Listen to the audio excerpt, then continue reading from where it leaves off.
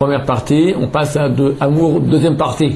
Et là, on est resté sur une question. Quelle est la question? Enfin, il y a une équation qui est très simple.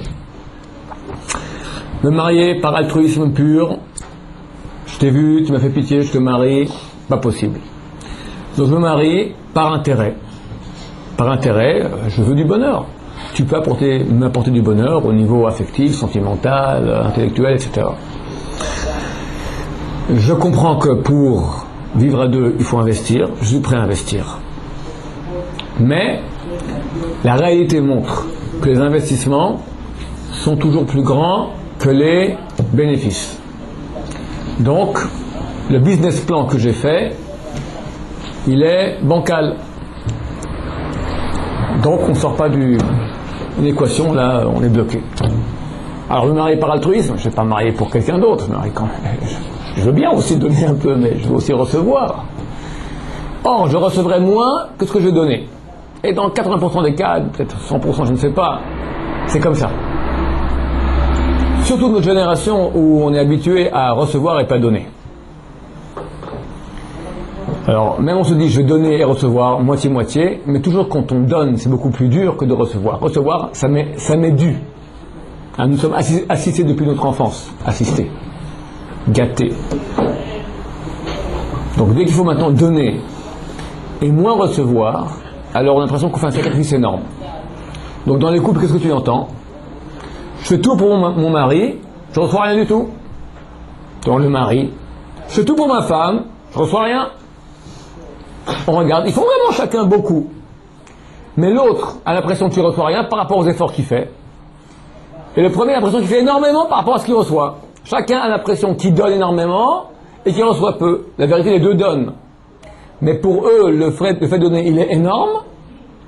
Et le retour, il est normal. Normal. Le minimum requis, c'est le SMIC, c'est la famine presque. Donc, d'après cela, pas de mariage. Bien la Torah. La Torah donne une solution. Je vais pas faire de la vente là, c'est la solution. D'accord? Je pense pas qu'il y ait d'autres solutions valables. En tout cas, ça fait ses preuves 3500 ans et c'est le bon Dieu qui la donne. La Torah écrit Ve'ahavta l'eracha kamocha ani Hashem. Tu aimeras ton prochain comme toi-même, je suis l'Éternel ton Dieu. Je suis l'Éternel. Tu aimeras ton prochain comme toi-même. Mitzvah, ordre. Ordre.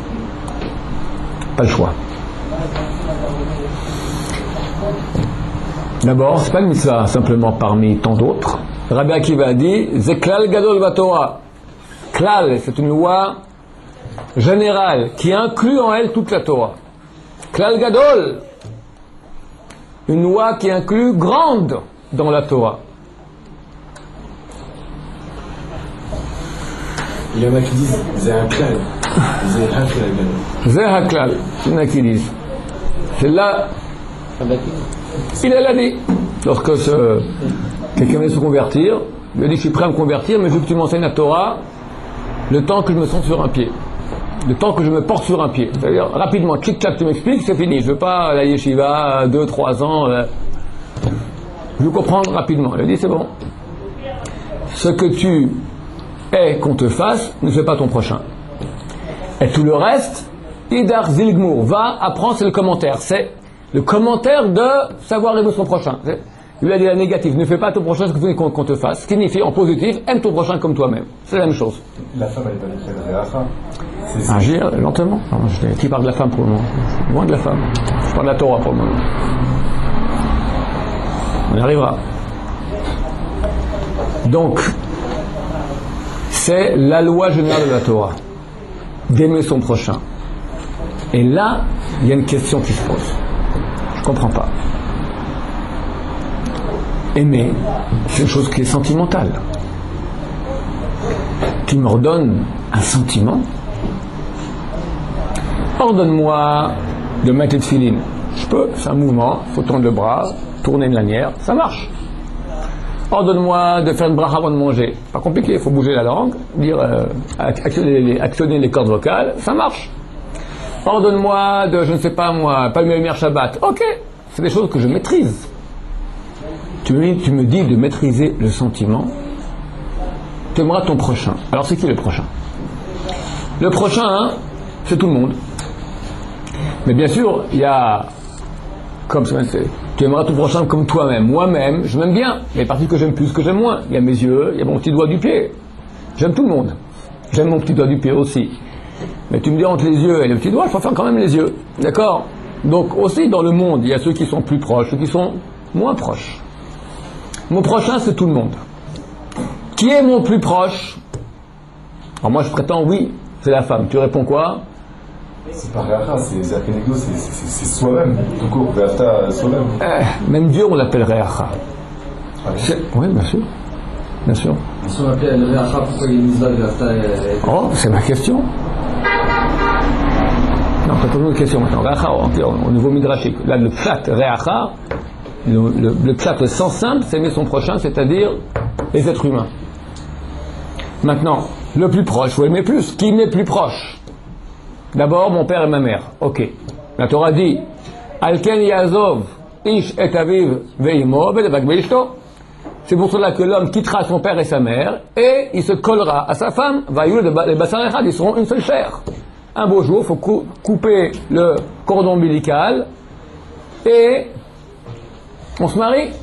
Et ma femme devient un avec moi. Donc c'est mon plus proche. Mitzvah de l'aimer. Je comprends pas. Tu m'ordonnes d'aimer ma femme. De deux choses l'une. Ou je l'aime, ou je l'aime pas. Si je l'aime, pourquoi tu m'ordonnes? On n'ordonne jamais une chose qui est naturelle. Dieu ne m'ordonne jamais respire, dors. Je dors facilement. Respire. Heureusement qu'il ne m'ordonne pas de ne pas respirer. D'accord?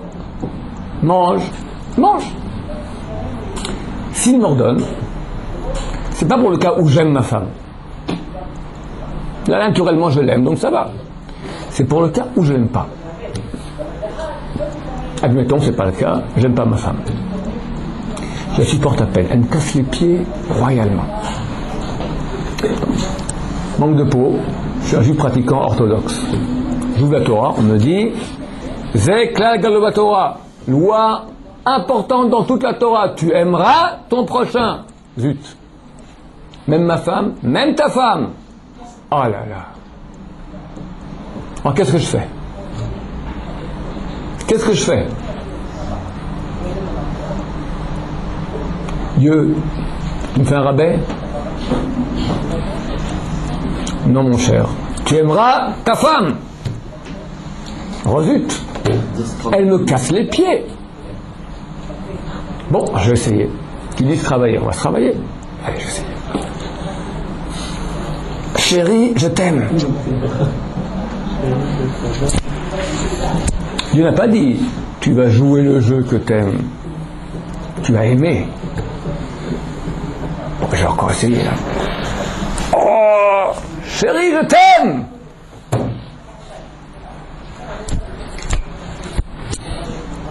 Je me sens comme une cloche.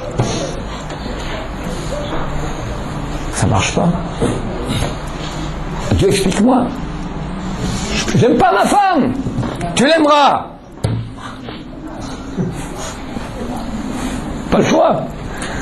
Terrible. Il n'y a pas une autre? Non, c'est ta femme, pas une autre. Bigamie aujourd'hui interdit. Ah, qu'est-ce que je fais? Problème. Comment Dieu m'ordonne-t-il d'aimer? Je répète, ordonne-moi des actes, je peux. Si casse-pied, je le ferai. Tu m'ordonnes d'aimer, mais c'est insaisissable, indéfinissable, je ne sais pas de quoi tu parles. On a un point très intéressant, qu'on a compris, qu'on n'a rien compris. Là, c'est le début. Là, on dit que la graine dans la terre, d'abord elle pourrit, et après là, ça commence à pousser. Il faut d'abord détruire pour construire. Abraham Avinu, quand il a dit le vrai Dieu, qu'est-ce qu'il a fait? D'abord, il a détruit les idoles. Après, il a donné la vérité. Il faut d'abord détruire. Quand on voit qu'on est au creux du piano, qu'on n'a vraiment aucune solution, alors il y a des chances que la vérité pousse. Alors, prenons un exemple. Un monsieur achète des morceaux de bois, il les scie, il les mesure, il les lime, il les assemble, il vernit, il crée une table. Ça lui a pris 10 minutes, pardon, ça lui a pris 10 heures pour créer cette table. Je viens, je lui dis, écoute, cette table-là, il y a la même exactement au magasin. Tu es d'accord pour qu'on échange? Tu l'échanges. Par le même du magasin. T'es chiche ou pas chiche? Messieurs, il est d'accord ou pas? Pas d'accord. Et pourquoi? C'est la même. La même. Non mais, c'est la mienne. C'est moi qui l'ai fait. Et alors, c'est la même. Regardez, c'est extraordinaire. La personne a investi 10 heures de sa vie dans du bois et de la colle. Il crée une relation affective à du bois et de la colle. C'est extraordinaire. C'est extraordinaire. C'est une réalité. Quand quelqu'un s'investit dans une chose, il commence à être attaché à cette chose. Il y avait un jeu il y a quelques années ici en Israël, je crois même dans le monde entier, le Tamagotchi. De petites machines comme ça. C'est un bébé, il faut le langer. Quand il faut le donner à boire, toutes les heures, sinon il pleure. Et puis si on ne s'occupe pas de lui, à la fin il meurt. À l'État en Israël, ici en État d'Israël, le ministère de l'Éducation a autorisé d'interrompre les cours au milieu des cours pour nourrir les Tamagotchi. On a vu que lorsque les Tamagotchi mouraient, ça créait des perturbations psychologiques chez les enfants, des cas de dépression. Il a son petit bébé, il s'en occupe. 1 semaine, 2 semaines, 3 semaines, il commence à être attaché. Prends n'importe, passe-moi ce verre, excusez-moi, celui-là il est plein, on prend un vide. Je prends ce verre, messieurs. Je commence à investir de moi-même tous les jours 1 heure dans ce verre. D'abord, il n'est pas très propre. Je le nettoie. Je vais dans un magasin de super détergent, je me renseigne pour ce qui est meilleur pour le verre. J'achète. Tu vois mon petit verre, t'as acheté un bon petit détergent, là tu vas tout brillant, une broche, je nettoie. Après le matin, comment ça va, Boker Tov? Quand je lave, je sèche les cheveux comme ça, on sèche les cheveux, je reviens, je fais un petit tour d'or qui prenne l'air. D'accord, mon verre, personne ne boit dedans. Tout ça, quand je bois, je demande d'abord, est-ce qu'il est d'accord? C'est pas trop chaud, c'est pas trop froid? J'appelle du bureau pour voir comment il va. J'investis comme un idiot. C'est quand même énormément différent parce que la table, le verre et le Tamagotchi, l'objet dans lequel on investit devient ce qu'on veut qu'il soit. Ah, la femme, c'est pas obligé. Oui, attention. Au contraire, tu vas trop vite, attends, lentement. Je suis en train de te donner les bases, on va aller. Toi, tu parles des problèmes déjà, après la théorie. Ok, on va en parler lentement, on a le temps, on a au moins une demi-heure encore à parler. T'es marié depuis combien de temps? 2 semaines. Bon, c'est bien. Non, il se renseigne, il a raison. Il est déjà après maintenant la deuxième leçon. C'est bien. Un moment, laissez-moi simplement donner les bases, après on va avancer. Donc, c'est inévitable, c'est comme ça. C'est une loi physique, psychologique de l'être. Lorsqu'il s'investit dans une chose, il l'aime. Je vous raconte une histoire authentique. J'ai fait l'armée ici, dans les tanks. Et j'étais à la fac, en philo. J'étais de rentrer à l'armée en Israël. Et j'étais affecté donc à la base des tanks. Et on arrive là-bas, contingent de nouveaux soldats. Et le général en chef nous fait une conférence d'une demi-heure sur le métier de tankiste. Une demi-heure. Bon. Et à la fin, il nous dit, maintenant je voulais un poème sur les tanks. Toi tu viens de philo à la fac, le niveau littéraire va seulement baisser de pas mal. Bon. J'écoute évidemment le poème nul comme tout, et à la fin, il dit, et le soir, avant d'aller dormir, je fais une douce caresse à mon tank, un petit bisou, et je lui souhaite bonne nuit. Je me suis dit, ils sont tarés. C'est quoi un tank? Et là, si on a des ennemis, c'est une nécessité, c'est une masse de 60 tonnes d'acier qui sert à tuer. Nécessaire, on a besoin. Mais tu fais une douce caresse, un bisou, tu souhaites bonne nuit à ton tank.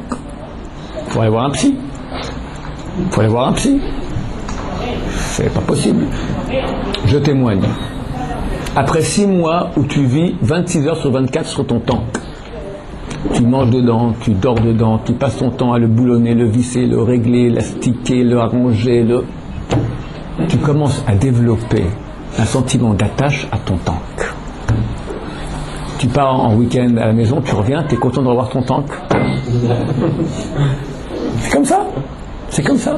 Tu n'as pas des fous comme ça avec des milliers avec leur voiture, leur bagnole, et ils l'asticotent, et voilà. C'est comme ça. Prends n'importe quelle chose, investis dedans, tu commences à développer ce qu'on appelle amour, un sentiment affectif, une attache affective. La Torah nous dit, tu peux investir dans ton tank, dans ton Tamagotchi, le verre ou n'importe quoi d'autre. Tu peux investir dans l'autre. L'autre. Ton prochain, et ton prochain par excellence, ta femme.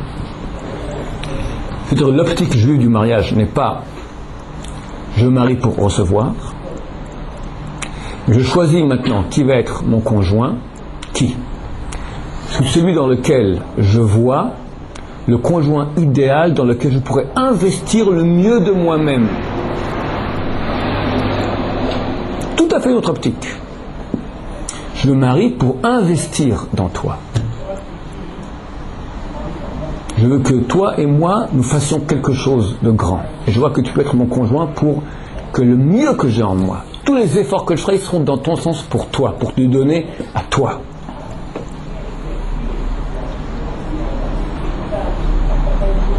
C'est quoi donner? C'est pas quand tout va bien, c'est quand tout va pas bien. Dieu a bien fait les choses. Il a créé deux êtres complètement différents. Il y a un piège. Avant le mariage, on choisit avec qu'on veut le conjoint. Alors on choisit qu'on ait plus ou moins les mêmes visions des choses, même optique, même passé, même futur. C'est un piège. On pense qu'on va aller les deux l'un à côté de l'autre comme ça, main dans la main, yeux dans les yeux. Après mariage, rien à voir.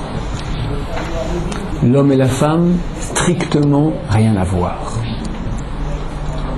Pourquoi? Pourquoi on doit voir ça à la base? La base c'est dans la Torah. Pourquoi Dieu crée-t-il l'homme et la femme? Il est marqué dans la création que Zachar venekeva bara otam. Dieu a créé le premier homme, Zachar venekeva. Mâle, femelle, androgyne.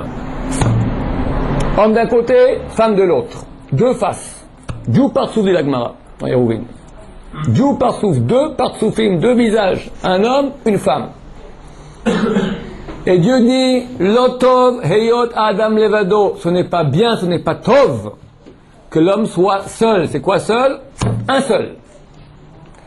Je vais faire maintenant, lui faire une aide en face de lui. Il endorme l'homme, chirurgie plastique, il la met en face. Elle est en face de lui. Alors pourquoi de la côte? Bonne question, mais c'est pas. J'aimerais bien y répondre, mais pas maintenant. Mais il faudrait que tu me rappelles un peu plus tard, parce que c'est tout à fait intéressant. Il y aura les deux pshatim, c'est marqué, c'est pas marqué de la cause, c'est marqué tsela. Tsela, c'est aussi côté. Dans le sens que je dis maintenant, c'est le côté qu'il a pris, mais quel côté? C'est un peu plus profond. Côté intérieur et non le côté extérieur. Mais si tu me rappelleras la question, je rappellerai les deux, j'expliquerai les deux pshatim. Je reviens.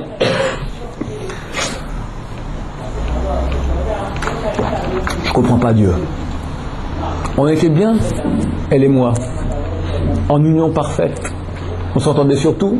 Tu vas jamais ta main droite qui bat ta main gauche. Ton œil droit qui dit je suis pas d'accord, on va regarder ici, l'autre dit non, on va regarder ici. Ça arrive souvent? Normalement pas. La langue, il y en a une qui parle. Là on était une personne. D'accord sur tout. Et pas de chidour, pas d'hésitation, pas à payer les salons, pas de bagarre, paradis sur terre, elle et moi, toi et moi, pour l'éternité ensemble. Dieu dit, Lotov, c'est pas bon que l'homme soit seul, comme ça. Dieu ne savait pas avant de créer quand c'était pas bon? Bonne question aussi. Je ferai une aide en face de lui. Pourquoi? Le Ramban Ahmanide dit, ne pense pas que c'est pour amener des enfants. Qu'on ne peut pas faire des enfants, c'est resté un seul. Non. Il y avait des organes de reproduction intérieurs. Androgyne, il aurait pu lui-même se fructifier. Alors pourquoi? Tout simplement pour la raison suivante. C'est quoi Tov? Tov, à l'image de Dieu qui est Tov, qui est bon, c'est quoi bon? Donne. Chesed. Olam Chesed Ibané, le monde est construit par le Chesed. Dieu, il crée par Chesed. Chesed, c'est don de soi. Si l'homme reste avec sa femme comme ça, en autarcie, il y a 6 milliards d'habitants comme lui, il a fait des petits-enfants, arrière-petits-enfants, on est 6 milliards. Mais il peut donner à ses enfants. Un moment, un petit enfant vient, lui dit, papa! Un petit enfant, c'est une grand-mère, d'accord? Lui, arrière-grand-père. Une grand-mère qui dit, pouvez m'aider à passer la rue, s'il vous plaît? Je porte des sacs du marché. Vous pouvez m'aider? Qu'est-ce qu'il répond l'homme? Écoutez, j'ai pas le temps là maintenant. On n'est pas tout seul, il y a 6 milliards d'autres. Adressez-vous à l'autre. Pourquoi moi? Il peut, tout à fait, avec un argument légitime, dire pourquoi moi donner du chesed? Il devrait donner du chesed, c'est bien, mais bon, écoute, pourquoi moi? Il y en a bien d'autres qui peuvent donner du chesed. L'otov. Il ne deviendra pas tov. Qu'est-ce que Dieu va faire? Il va prendre sa propre moitié, pour ça qu'il a créé un. Parce que c'est pas une autre qu'il a en face, c'est sa moitié à lui. La mettre en face de lui. Dire maintenant, la personne qui est en face de toi, elle a besoin de toi. Elle a besoin de ton chesed. Elle a besoin de ton don. Pas d'un don d'argent, ça aussi, elle a besoin d'argent. Pas d'un don de corps que tu fasses le ménage pour elle, ça aussi, elle a besoin. Elle a besoin de toi, de ton âme, de ton estime, de ta parole gentille, de ton amour. L'homme, messieurs, et la femme, nous sommes des affamés. L'humanité vit une famine.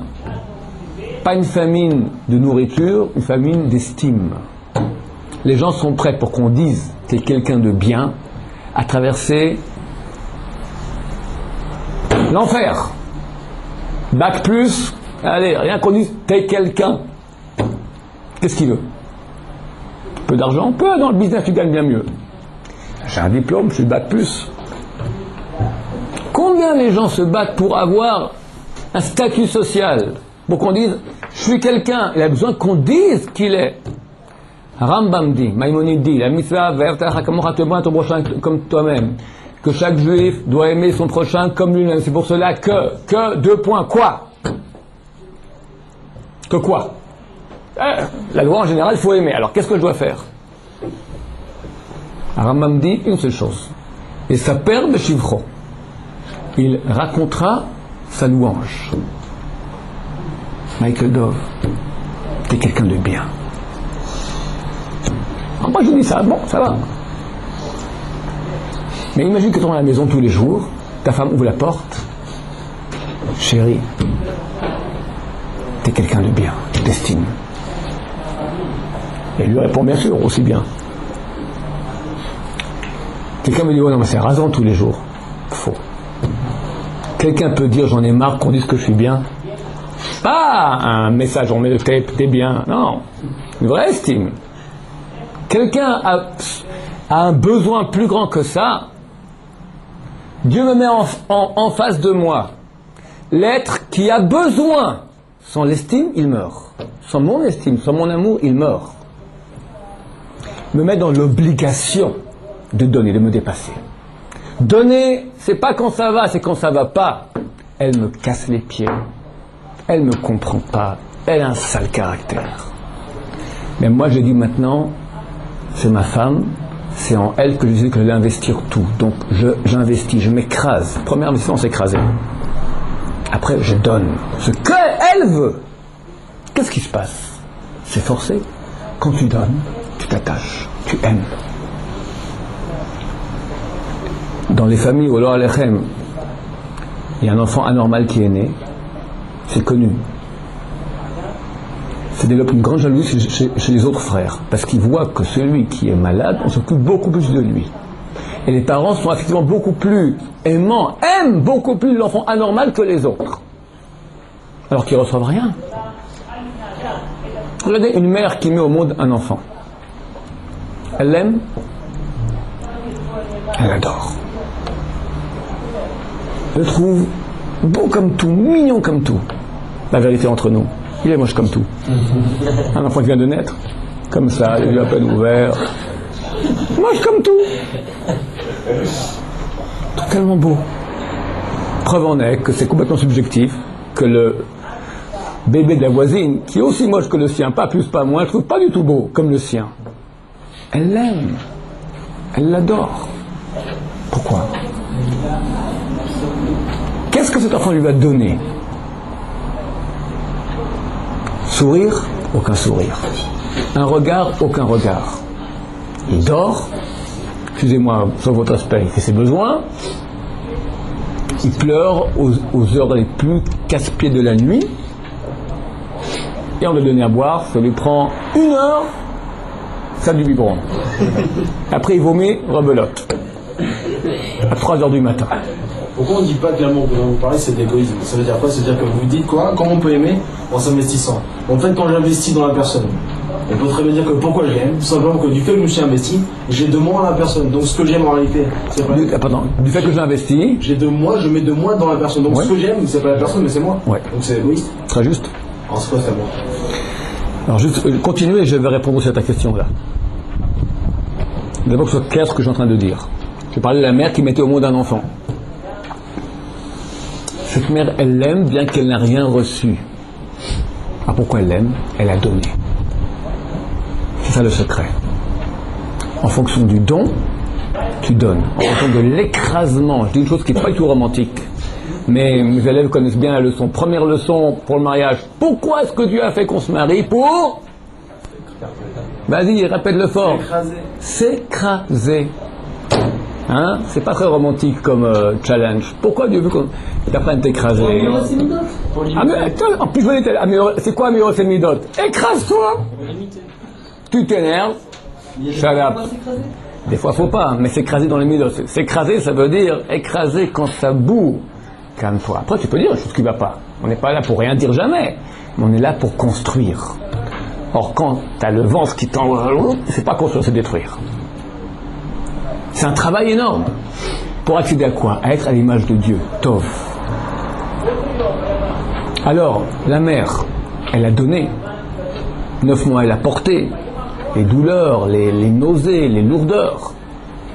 Après, elle a accouché dans la symphonie 190 trompettes. Terrible, un accouchement. Elle a eu ça. 9 mois qu'elle souffre pour ça. Elle va pas l'aimer. Elle l'aime. Amenez-lui par la poste un bébé comme ça, le même. On vous envoie votre bébé, ping. Elle l'aime. Elle a rien fait pour. On demande, tac, on vous envoie, on vous avertit que dans 2 mois vous serez votre bébé. Bon, on attend, ping, il tombe. Elle l'aime, elle l'aime pas. Elle l'aime pas. Elle peut laisser crever de faim. L'amour est conséquence directe du don. Donc la raison qui va motiver,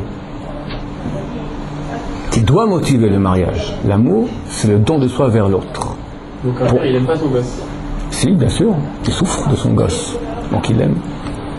L'éducation, c'est difficile, c'est une chose difficile, bien sûr. Mais moins, c'est pas à l'essence. Un père, il a moins d'amour pour son fils que la mère, c'est certain, c'est certain. Au début, il est fier, il est content, mais il n'a pas l'amour viscéral qu'a la mère. Ah, le but de donner, c'est pas d'aimer. J'ai l'impression d'avoir compris que le but de donner, non. Le but, c'est donner, être tov. Maintenant, quand tu es tov, forcément tu aimes. Alors maintenant, je vais répondre à la question de Yoni. Alors, quelque part, on aura 2 façons d'aimer. Façon fausse occidentale, on va dire. J'aime, ça veut dire je kiffe, je t'aime. Comme j'aime le poulet, je t'aime, je kiffe. Je dis qu'hier, on appelait très souvent, on dit je t'aime comme j'aime le poulet, et ma femme, je l'aime aussi. J'ai oublié de raconter que très souvent aussi, comment on appelle sa femme? sa poulette. J'aime le poulet, j'aime ma poulette, d'accord? C'est la même chose exactement.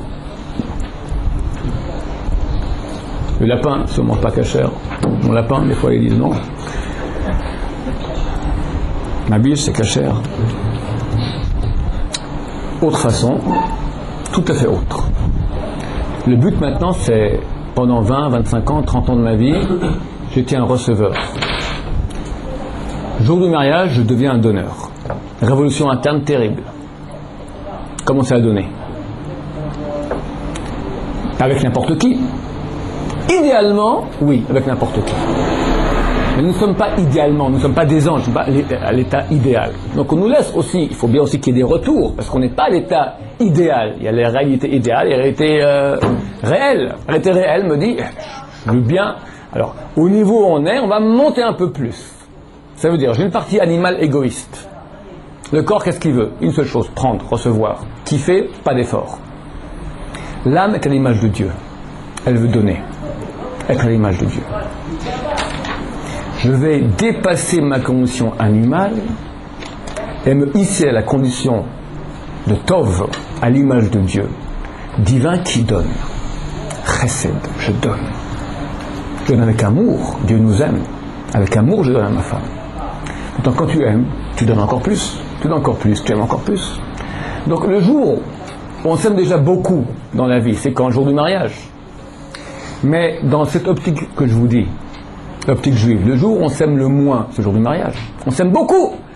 Le jour où on s'aime le moins, parce que qu'est-ce qu'il y a eu? Il y a eu la colle du charme, c'est gratuit. Charme, en hébreu, veut dire chen. Chen veut dire c'est chinam, gratuit. Pourquoi Dieu amène cet amour gratuit? Pour que faut qu'il y ait bien une colle entre les deux, mais elle est gratuite. Elle disparaît un beau jour. Chez les goïms, vu qu'il n'y a rien d'autre, pas les goïms, je parle de ceux qui ne vivent pas l'amour tel qu'il se doit, qui que ce soit, juif ou pas. Alors on s'aime, 1 an, 2 ans, puis après cet amour qui est chinam, qui est basé sur rien, sur un courant gratuit, il part. Un beau jour, le type il se lève, j'aime plus ma femme. La femme se lève, un beau jour, j'aime plus mon mari. Qu'est-ce qui s'est passé? Je sais pas. Tu sais, folle amoureuse. Je n'aime plus. Cet amour gratuit est le starter.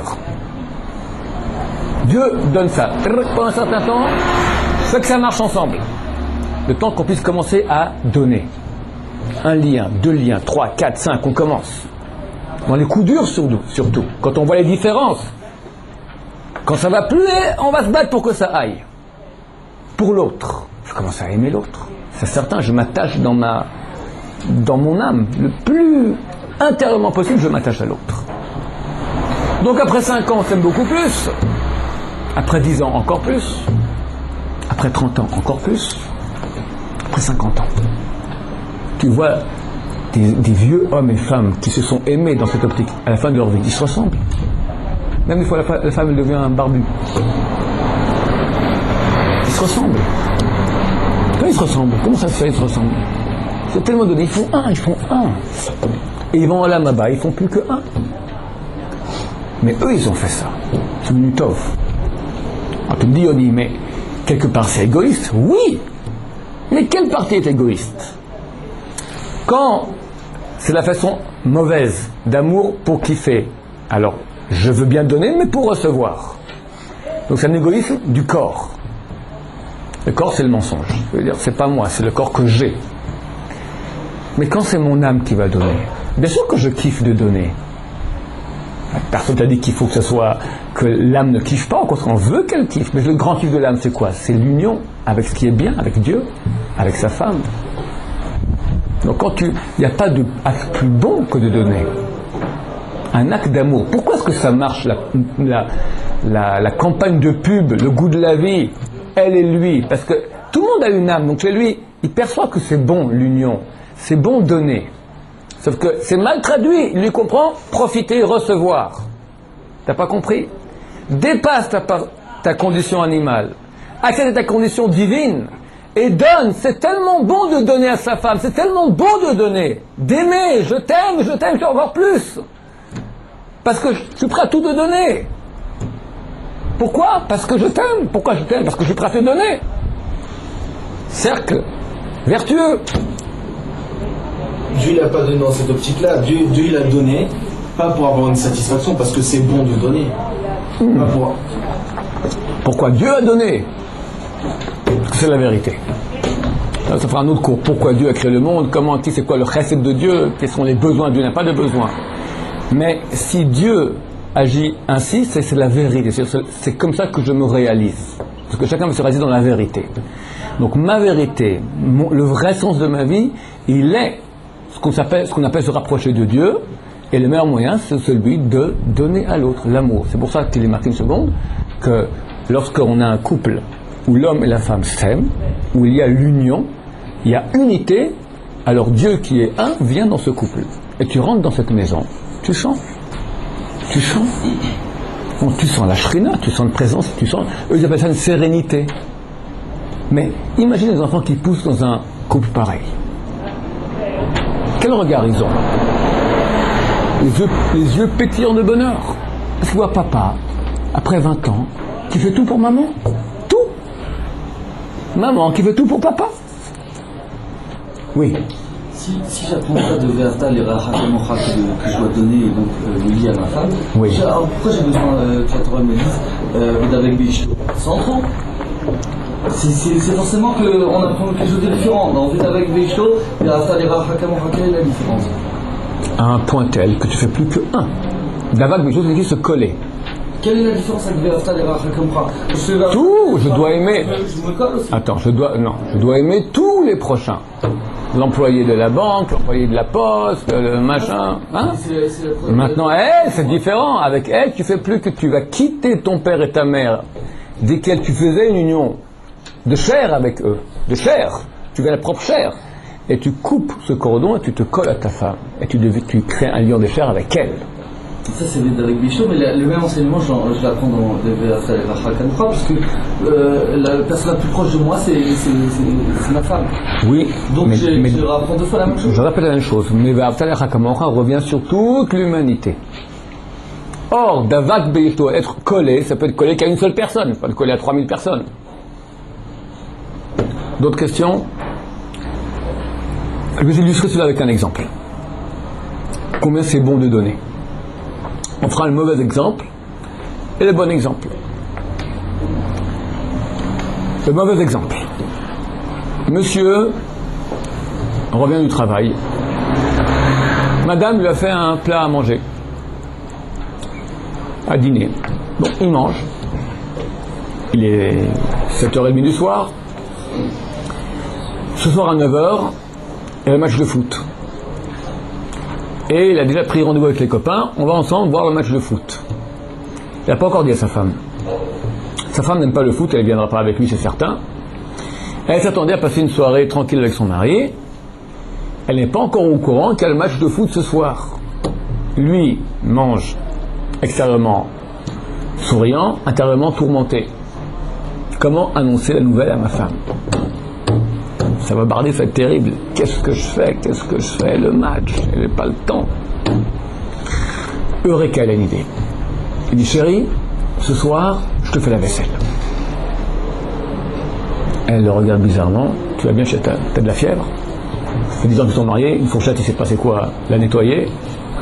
Ça me fait plaisir, je te vois que tu es fatigué, je te fais la vaisselle. Bon, si tu y tiens, bah vas-y, tiens, voilà, c'est comme ça.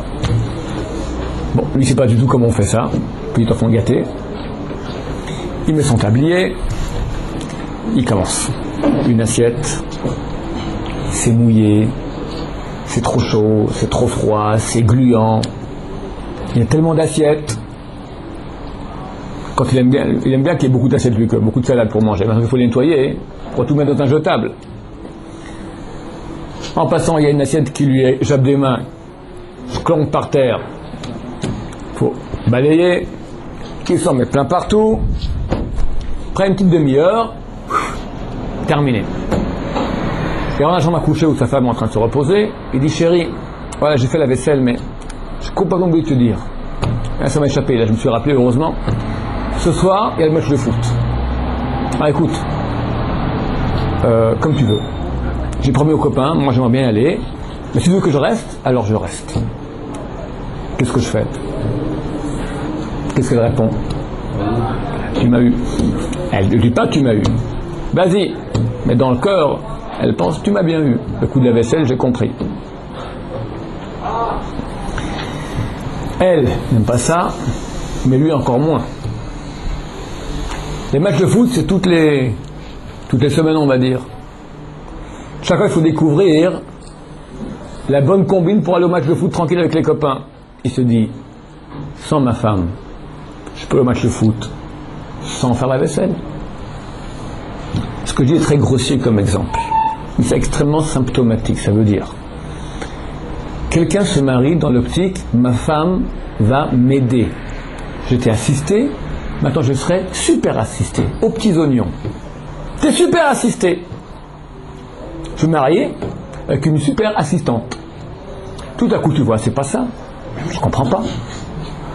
Sans cesse investir, donner, supporter, et encore, et encore, et encore. Basta. Sans elle, je vis ma vie heureuse, beaucoup mieux qu'avec elle.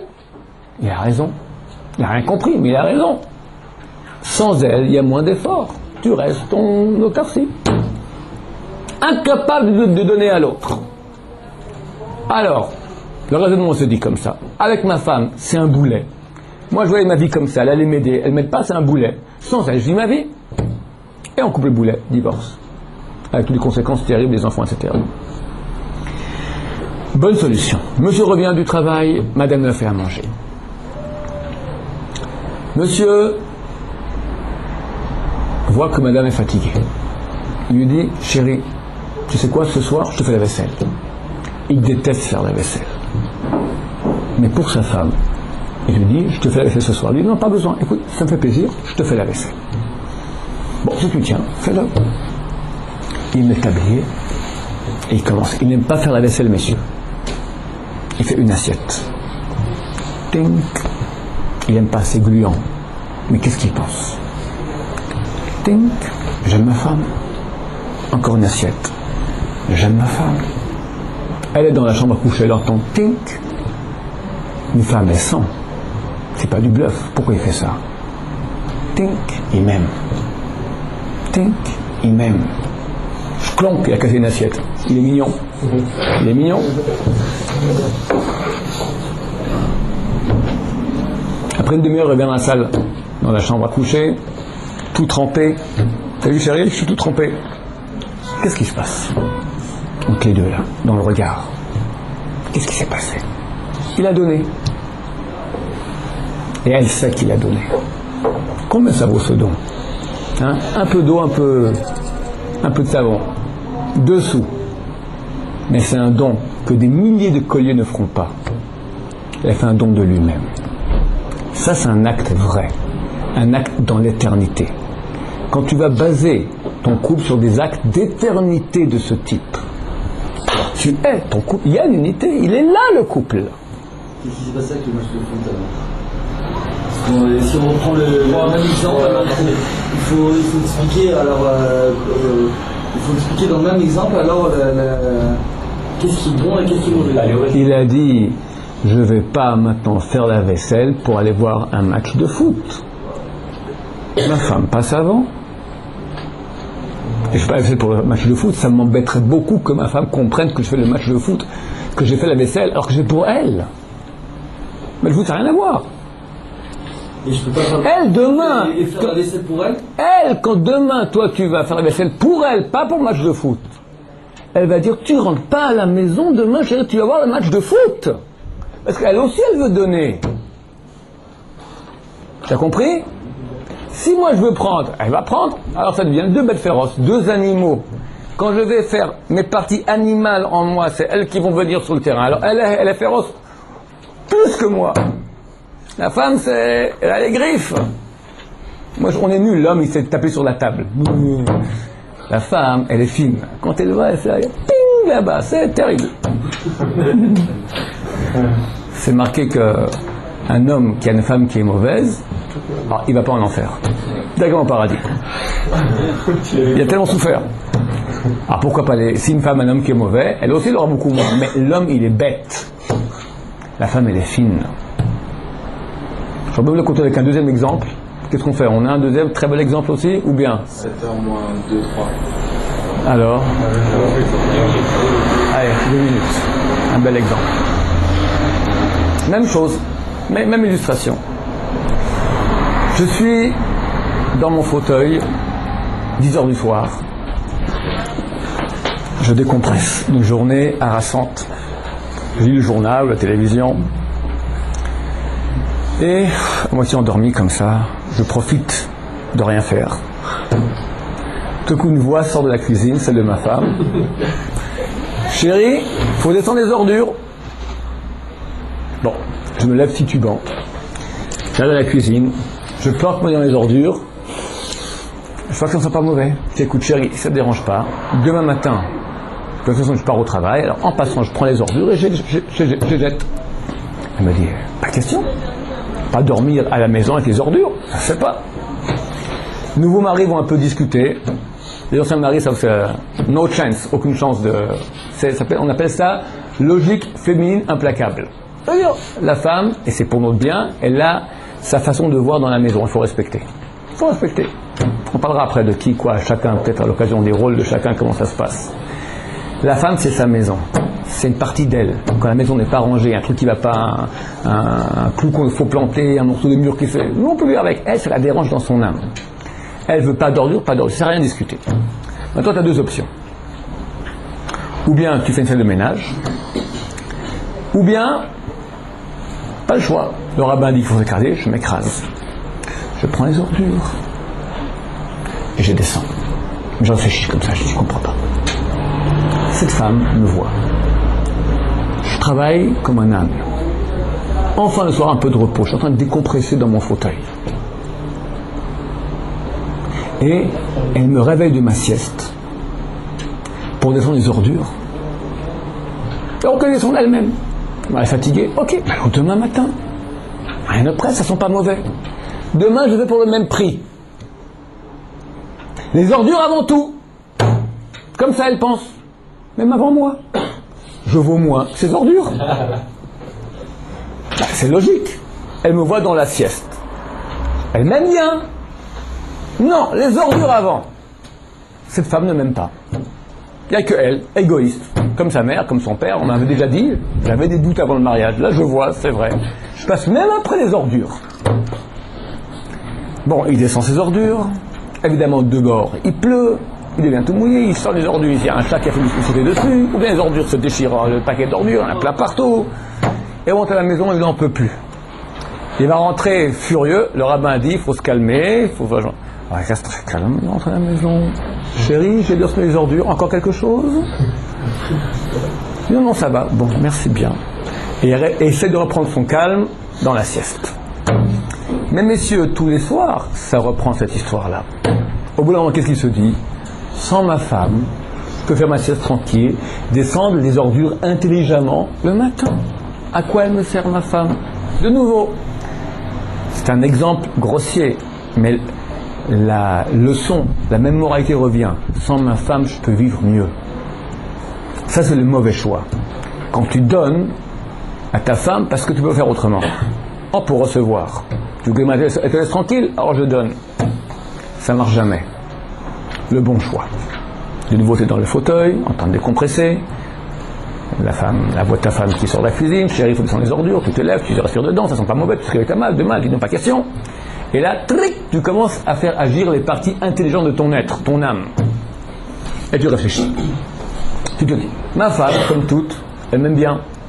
C'est pas trop longtemps qu'on est mariés, donc il y a encore l'amour naturel, on est encore sur la lancée. Elle m'aime bien. Elle m'a vu décompresser pendant une demi-heure, déjà, dans le fauteuil. Donc certainement, ça fait une demi-heure qu'elle se dit, je lui dis ou je lui dis pas. Pour moi, c'est crétin de descendre maintenant les ordures. Mais pour elle, c'est sacrément important. Je peux comprendre dans ma petite tête, si j'agis un peu, actionne un peu mes neurones, que elle, c'est pas moi. Ça fait une demi-heure que je pose la question si elle me le dit ou me le dit pas. Elle veut pas me faire du mal.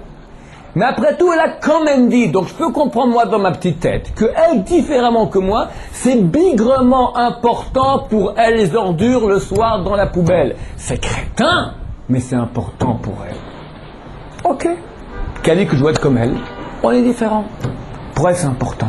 Ça lui ferait plaisir. Au point tel qu'elle est prête à me déranger. Eh bien, c'est l'occasion de lui donner. Avec plaisir, chérie. Avec plaisir. Je vais prendre les ordures, je descends les ordures. Je descends les marches. Comment je me sens? Des ailes dans le dos. Un ange. Je fais plaisir maintenant à ma femme. Les ordures qui se déchirent, je suis tout trempé, un chat failli me sauter dessus, je reviens à la maison, je raconte tout ce qui s'est passé, on rigole bien. Et qu'est-ce qu'elle a vu? Elle a vu que j'ai fait elle sait très bien que pour moi c'est dur et c'est crétin, mais elle a vu un mari qui l'aime. Quand j'entre à la maison, il y a un regard, une complicité du regard. Qu'est-ce qui s'est passé? Je lui ai fait un cadeau, un don. Ce don, messieurs, comme je l'ai dit, il vaut rien de ce qu'il y a sur Terre, parce qu'il est dans le domaine du métaphysique. Au-dessus de la Terre, c'est dans l'éternité. Tu as investi dans l'éternité. Que nous aide vraiment à réaliser ce que nous disons. Amen.